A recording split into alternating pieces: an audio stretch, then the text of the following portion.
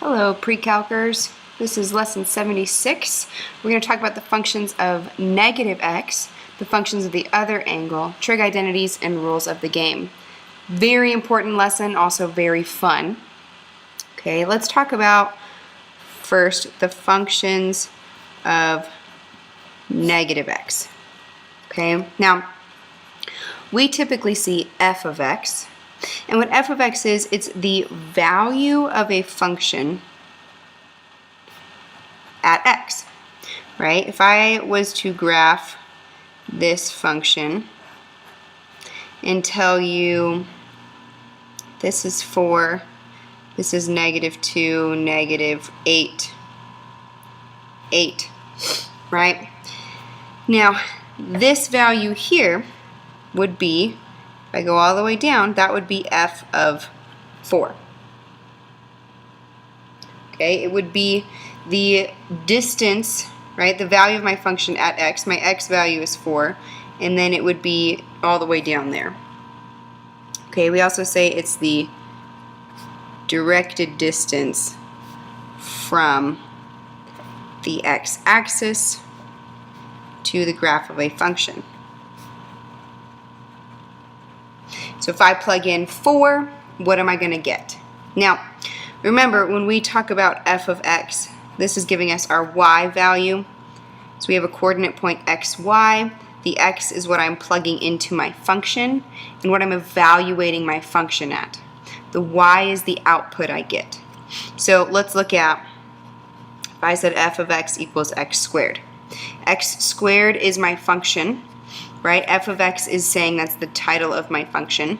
And if I was to plug in x equals 2, I would say f of 2, meaning I'm plugging in 2 to my equation, and gives me 2 squared, which is 4. So my coordinate point would be 2, 4. And I could say f of 2 is 4, right? That's my function evaluated at that point. Okay. Now we're going to talk about f of negative x. And this is the directed distance from the x-axis to the graph of our function. The same distance on the other side. The other side of our y-axis.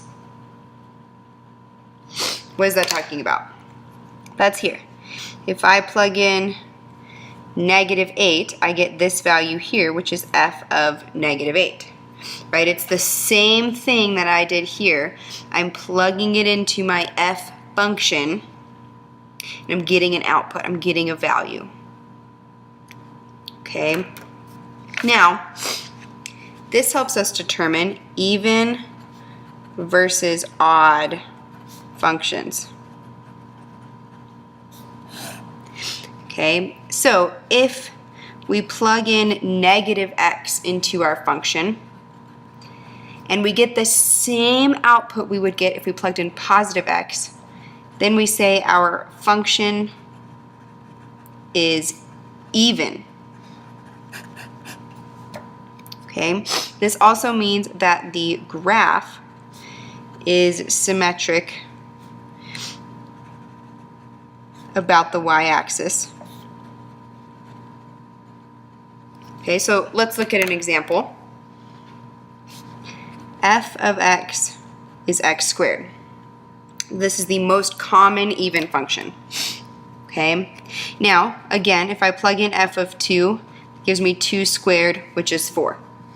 Okay, now what if I plug in f of -2? That gives me -2 squared, which is also 4. These are the same, which means it's an even function. Now also, if we look at its graph, if I was to fold my paper exactly along the y-axis, my graph would fold on top of itself. Okay, that's an even function. Now let's talk about an odd function. If f of negative x is negative f of x, then our function is odd. Okay, and the graphs for odd functions are symmetric about the origin. Okay, so let's look at our most common odd graph. F of x is x cubed. So f of 2 gives me 2 cubed, which is 8. What if I plug in f of negative 2? Negative 2 cubed gives me negative 8. Okay? So they are opposites, right? The negatives. Now if we look at this graph, this is the graph of f of x is x cubed. Okay. Now if I was to put a pin on my origin and rotate my graph, then if I rotated it all the way around, I would get the same function. Okay, that is what symmetric about the origin means. Now, let's talk about our most important even function. Our most important even function is cosine. Cosine of theta, right? If we have the cosine of negative theta, that is the same thing as the cosine of theta, right? Think about if we have, let's look at the cosine of 30 degrees, right? If we were to draw that on our unit circle, 30, 60, 90, we have root 3, 1, and 2. When the cosine of 30 degrees is root 3 over 2. What if I was to look at the cosine of negative 30 degrees? Negative 30 degrees, I go in the negative direction, and it still gives me root 3 over 2. Okay, let's look at our graph. Our graph of cosine, we know looks like this. This is at 1, this is at negative 1. If I was to fold my graph along the y-axis, it would fold on top of itself. It is even. Okay? Now, let's look at our most important odd function.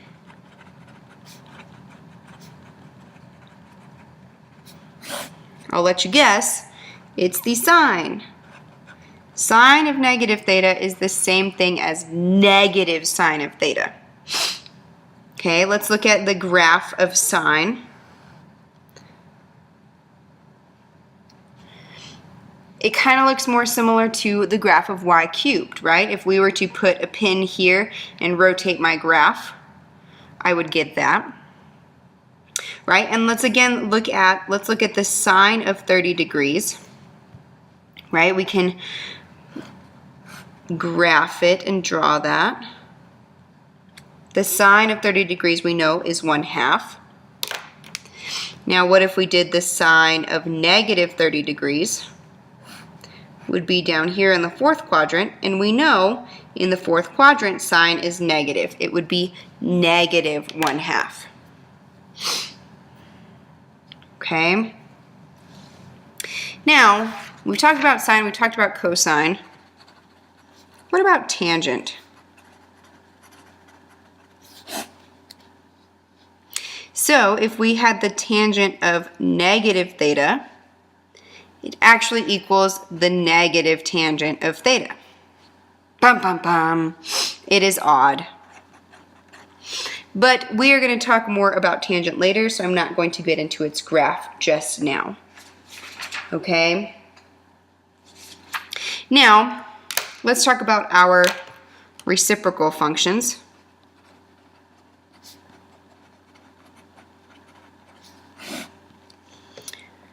Cosecant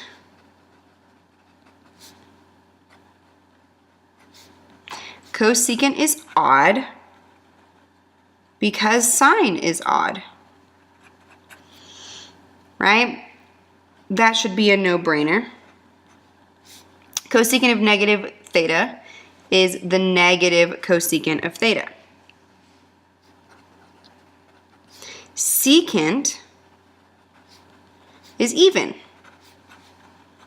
because cosine is even. So the secant of negative theta is equal to the secant of positive theta. It doesn't change. And cotangent is odd because tangent is odd. So cotangent of negative theta is the negative cotangent